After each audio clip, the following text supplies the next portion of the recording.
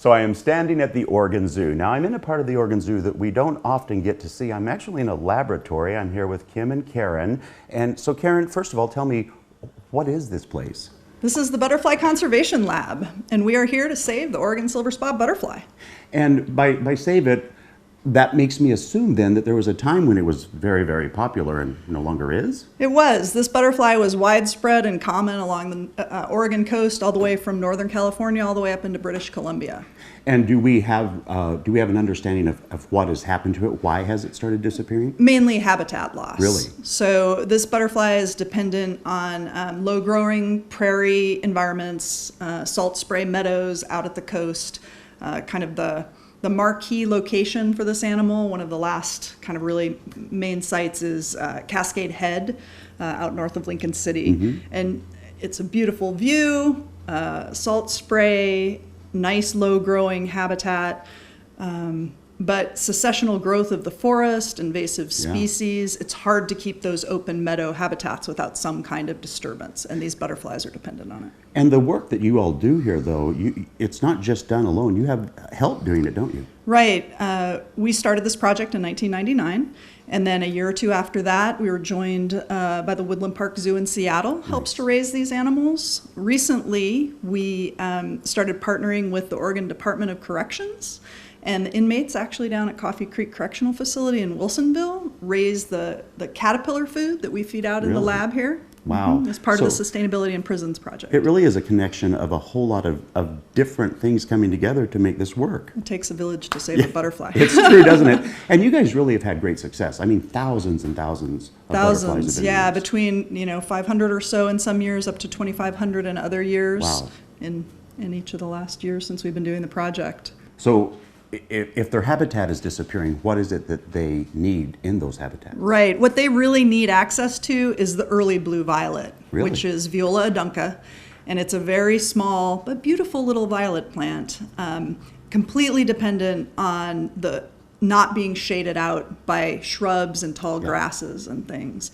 And the butterflies have to be able to find those plants in the environment, is why they're dependent on that low-growing meadow habitat. So the violets get lots of sun so they can bloom and be big. The butterflies can find them easily. That's where they lay their eggs.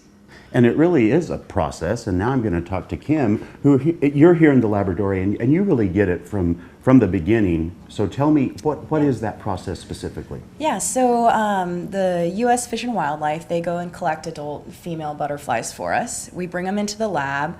They each get their own paper bag. So it's a white paper bag, and we cut up little strips of paper towel. And we feed the females once or twice a day. And we give her a water source, and we put the paper bags up towards the window so they get light, and we hope that she lays lots of eggs for us. And then, so everything's working right. Yes. The eggs are there. Yeah. Then what do you do? We collect the eggs each day. We keep them hydrated. Wow.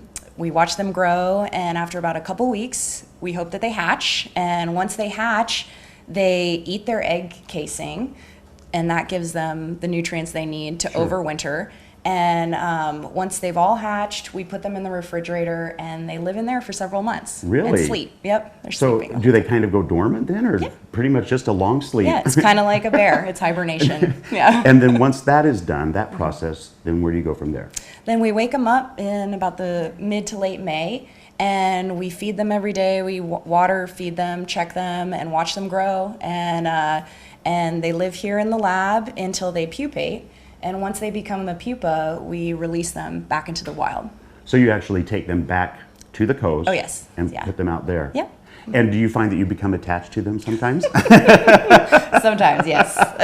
It is like being a mother, and it's fun to watch them. So Kim, if I live at the coast, what is it that I can do to help? If you're at the coast, you should plant Viola adunca. And that's easy to do. Sure, yeah. Now, what if I don't live at the coast, though, and I still want to help? Yeah, go to the Oregon Zoo website, and there is a small actions page there, and it tells you how to help save endangered species such as the silverspot butterfly. And really, it's a list of stuff that's totally easy, and everybody's able to do it. Yeah, definitely. Now, what if I'm a beer drinker and I want to help that way?